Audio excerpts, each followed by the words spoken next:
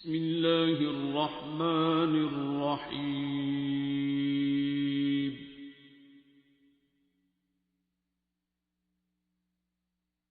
अर्रहमान।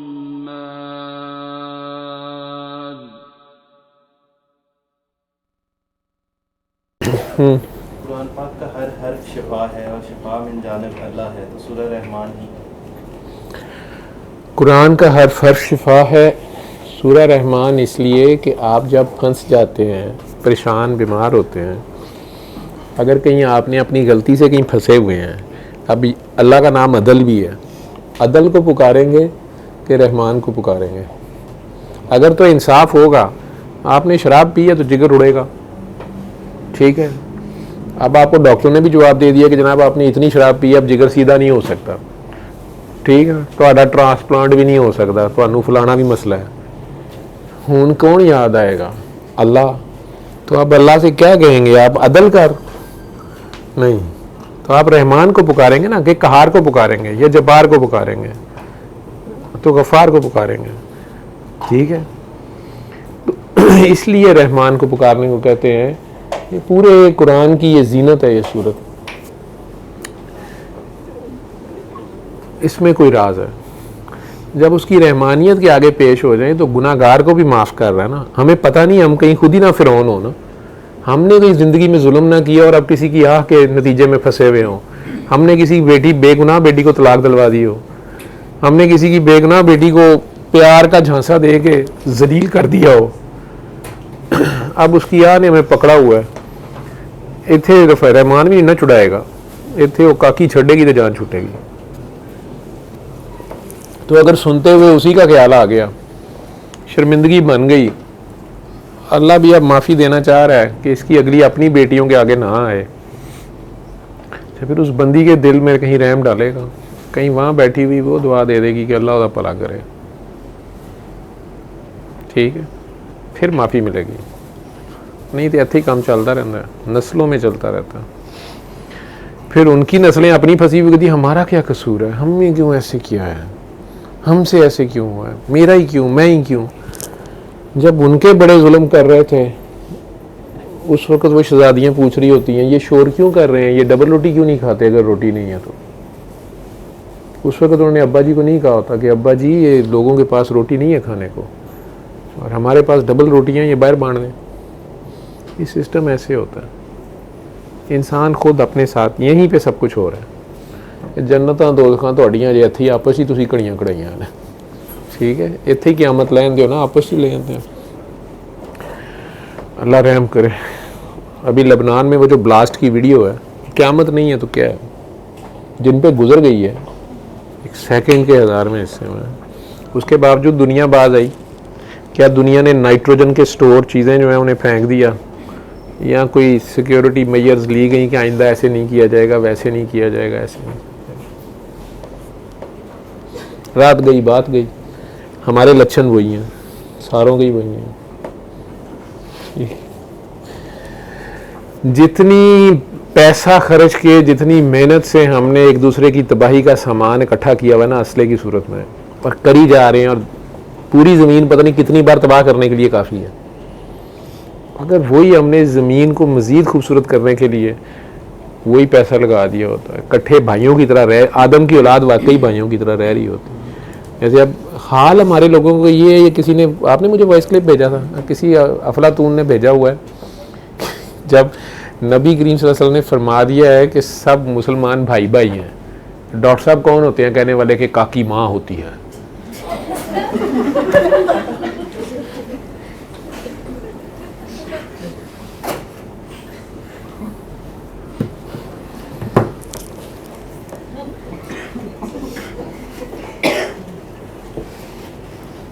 जो उन्होंने कोई पूछे कि तू बाजी ना ब्याह करेगा, मतलब सरकार दो आलम की बात को भी आप सोच नहीं रहे कि वो क्या कह रहे हैं, उनका मकसद क्या है, उन्होंने कहा क्या है, और ये कुत्ता क्या बकवास कर रहा है, तुसी सिर्फ मैनू नपना है।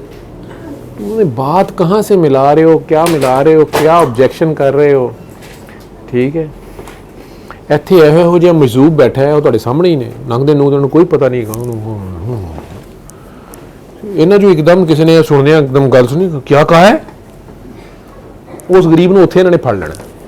ये ख्याल के लोग इतने पक्के इधर बैठे, खतरनाक लोग बैठे हुए हैं, और मैं इन्हें इस पर पक्का नहीं कर रहा, मैं इन्होंने तोड़ देना नहीं तो कि बेटा बाबा रिएक्ट नहीं करते, आह नहीं देते, किसी को कुछ नहीं कहते। कोई ऐसा ऐसा दुखी इतने बैठा है, वो इंज देखता है, क्या आप नहीं पहले जानते नबी करीम सल्लल्लाहु अलैहि वसल्लम की महफिल में ऐसा बंदा बैठा हुआ था कि उसकी बहन की लड़ाई हो गई है दूसरी औरत के साथ, वो लड़ पियाँ ने, उन्हें घसून मारा था, दंद टूट गया, ठीक है, दूसरी औरत का दांत टूट गया, वो आ गए हैं, उस लड़की वाले जिनका दांत टूटा है वो आ गए हैं, क्या जी इसका दांत टूट गया, इसको हमने इसके कसास में इस औरत का दांत तोड़ना है, ठीक है। और सरकार दो आलम सल्लल्लाहु अलैहि वसल्लम ने फैसला दे दिया कि ठीक है, अगर तुम लोग कसास पे ही राजी हो तो ठीक है, फिर मजबूरी है, मतलब पैसे ले लो, दय्यत ले लो, लड़ाई में लग गई है, दोनों ही मुसलमान हैं, लग गई है चोट, दांत टूट गया है, दांत की जो दय्यत होगी उस ज़माने में, चलो जी 10,000 ले लो, 2 ऊँट ले लो, जो भी होगा कि वो ले लें, राज़ी हो जाए, जुर्माना डाल दें ना, पेनल्टी डाल दी, तलाफ़ी कर दें आप। कसास ये होता है कि नहीं, अगर हमारा बंदा मरा है तो हम भी बंदा मारेंगे, हमारा दांत टूटा है हम भी मुक्का मारेंगे, हम भी दांत तोड़ेंगे, ऐसे ही तोड़ेंगे जिवें सानू दर्द होई इन्हां नूं भी दर्द करांगे, अगले बंदे को गुस्सा है। और नबी करीम सल्लल्लाहु अलैहि वसल्लम ने फैसला दे दिया है, कुरान की आयतें हैं कि जब नबी फैसला कर दें तो उसमें नत बोलो, आवाज़ भी ऊंची ना करो, उसके बाद नो आर्ग्यूमेंट्स, ठीक है। उत्थे मजूब बैठा बंदा यहो जिहा साहबी अल्लाह का यहो जिहा है, उस औरत जिसने तोड़ा था दांत उसके भाई थे, वो एकदम खड़े होंगे, मैं खुदा की कसम खाता हूं कि मेरी बहन का दांत नहीं टूट सकेगा, आओ तोड़ो, किन्हें तोड़ना है।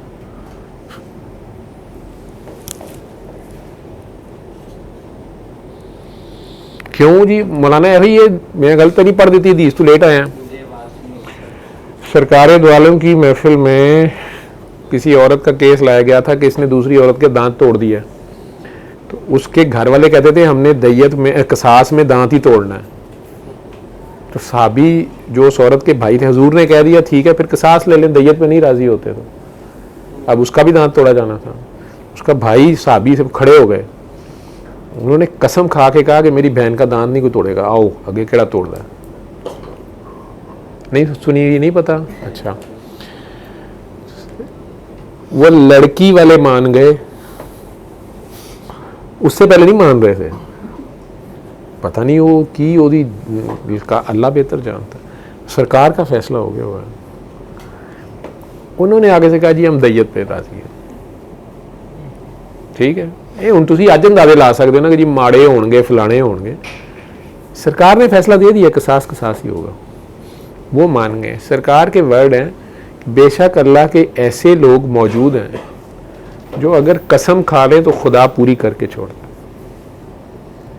दंद नहीं सी अज टुट सकता ਉਹਦੇ भरा, वो ऐसा अल्लाह का बंदा था। ये थे ऐसे मजूब फिर रहे होते हैं शहर में, हर मुल्क में, हर कौम में हैं, उनकी अल्लाह के साथ एक है अल्लाह को मानने वाले, एक तो है जो अल्लाह को मानते ही नहीं है, एक है जो कहते हैं हम अल्लाह को मानते हैं उन्हें पता भी नहीं क्या मानते हैं, एक है जो वाकई मानते हैं, अमल से मानते हैं, उसकी बातों को मानते हैं, उस पर मतलब उस पर यकीन रखते हैं, ईमान रखते हैं। एक हैं जो ना सिर्फ मानते हैं बल्कि उसको जानते पहचानते हैं। डॉक्टर साहबा को रास्ता देते पीछे, जो उसके जानते पहचानते हैं ये और हैं, ये जान पहचान वाले उधर और ने, ठीक है। उनमें अब जब से इस्लाम की तारीख पलटी है, शाम की अजान के करीब करबला में जो भी हुआ, बदबख्ती हुई, जो भी हुआ, तो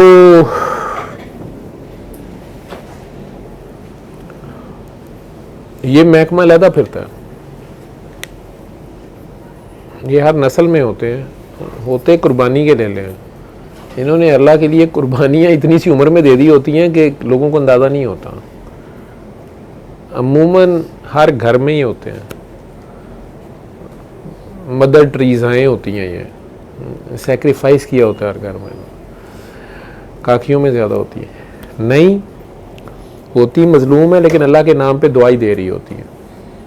घर वाले इनके हकूक नहीं पूरे कर रहे होते, ठीक है, इनके हकूक नहीं पूरे कर रहे, उन्हें कोई पता नहीं ये खाती कहाँ से है, पकाती कहाँ से, एक भाई बना हुआ है, एक बाप बना हुआ है, इसको इसका महीने का खर्चा, इससे कोई ज़रूरियात होंगी, इसकी शादी करूं, ये नहीं पता होगा।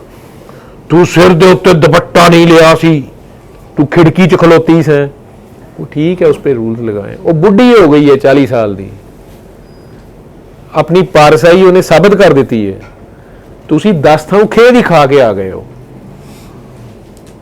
और मिनट में उसकी जलील कर दी है, तू फोटो क्यों खिंचाई है, उसके राइट्स तो दे नहीं रहे आप, और ड्यूटीज उससे ले जा रहे हैं, बीवी है, और फिर आखिर में कह दिया तू कीता की है सारा दिन। ऐसे हैं लोग जो आगे से आह नहीं देते, दुआ देते हैं। पूछने वाले की भी बेटियां होती हैं लेकिन उसे दुआ देते हैं कि अल्लाह उनका भी भला करे, ठीक है, वो दुआ देते हैं, अल्लाह को कहते हैं अल्लाह नहीं कुछ ना करी। इन लोगों की वजह से शहर आबाद है, वो घर आबाद होता है, कोई एक होता है हर तीसरी नस्ल में। ये सरकार की उस दुआ का मेरा अपना एनालिसिस है, ये मेरी अपनी बात है। जो दुआ है ना कि मेरी कौम पे अजाब ना है, ये कुर्बानी के बकरे जो है ना, ये हर तीसरी नस्ल में एक होता है। वो अपनी सारी अगली पिछली जनरेशन दी करतूतां दा जगह ना रब दे अगे जगह जगह ऐसी ऐसी कुर्बानी दिंदा है, रब ਉਹਦੇ ਤੋਂ राजी ਹੁੰਦਾ है, ਉਹਦੀ दुआ ਨੂੰ ਉਹਦੀ ਨਿਗਾਹ ਨੂੰ ਮੋੜਦਾ नहीं, कोई दुआ नहीं करते, नहीं छाड़ दे, सबके बहुत करीब होते हैं। कुर्बानी के बकरे से पूछना वो रब के कितना करीब होता है। आप लोग उसको छुरी फेर के उल्टा लटका देते हैं, अच्छी तरह खून निकल जाए, फिर उसकी उल्टी खाल उतारते हो, फिर उसको उठा के नीचे फेंकते हो, फिर टोके छुरियां लेके बैठ जाते हो, उसकी जोड़ जोड़ और हड्डी हड्डी पीस पीस कर देते हो, फिर वो गोश्त 3 हिस्सों में बांट देते हो, गरीबां दा है, रिश्तेदार दा है, घर दा। कभी वो जो घर थाल आता है ना अंदर, उसकी बोटियों को देखना, वो अभी भी थरक रही होती है, जान नहीं निकली होती है। जान इतनी आसानी से नहीं निकलती जब खुदा के नाम पे दी जाती है, क्योंकि अब नहीं निकलनी उसकी जान। जिसके नाम पे वो शहीद हुआ है, कुर्बान हुआ है, उसको मौत नहीं है। वो बोटियां क्यों फरक रही होती हैं, तो घंटा हो गया, 2 घंटे हो गए, डॉक्टर्स कहेंगे वो रिफ्लेक्स स्पाइन, केड़ी स्पाइन बोटी लगा भाई, और आपकी अभी तसल्ली नहीं हुई। आधा आपने 40 डिग्री सेंटीग्रेड में फेंक दिया फ्रीजर में, बाकी आपने गर्म कढ़ाई में फेंक दिया, ऊपर से प्रेशर कुकर बंद, फिर उस पर मिर्चें, नमक। ये कौन है? कुर्बानी का बकरा। अब उसको पकाया है कढ़ाई, अब उसको ले आए मसाले मसूले जिन्हें चो अद्धियां ना तुहानूं एलर्जी है, छू छू निछां वजन लग पैंदियां ने, ओए गर्म मसाला किसने खोला, मुझे छींके आ गई हैं, मुझे एलर्जी है। हुण बोटियां मेज ते आ गई ने, अजे भी तुहाडी तसल्ली नहीं हुई। ये अल्लाह के नाम पे कट मरने वालों का हाल है। ये होते हैं अल्लाह के कुर्बानी के बकरे। हुण दंदा थले अंग अंग अंग खा लिया है, फिर उसका पखाना बना दिया है, फिर उसको फ्लश कर दिया है, अब उसे काकरोचों के वाले कर दिया, फिर जरासीम भी उसको खा रहे हैं, फिर फसलों में चला गया, फिर फसलों में सब्जियों में चला गया, फिर वो सब्जियां आपकी मेज पे दोबारा आ गई।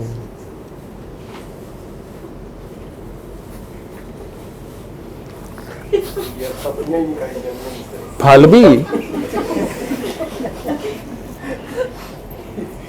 ये जमीन में से जो पौधे उग रहे हैं, इधर हम में से कई बाप दादा की हड्डियां नीचे हैं, गोश्त है उनका, वही आम इस मरतबा आपने चौंसा खाया है।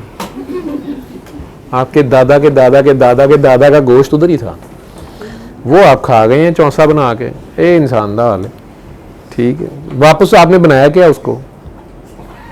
खाद। ये आपकी प्रोडक्ट है, यह तुहाडा फन है, ये आपकी तखलीक है। क्या बात है, आपकी सोबत का ये असर है। बेहतरीन चौंसा हम जड़ा ना थोड़ा जहा तुहाडे आओ मिल जाए हम सौगंध और सुमन की तरह, एक हो जाए चलो जान और तन की तरह, बाद में चलो निकलो हम गैस और पखाने की तरह, थोड़े से पेशाब की तरह। ये क्या है जी, ये बेहतरीन चौसाम था। ये है हमारी प्रोडक्ट, ये हमारी सोबत का असर है। हालांकि अम्मी अब्बू ने छोटे से बताया भी था कि बेटा बुरी सोबत से बचना ये तबाह कर देगी। तो खैर, علم القرآن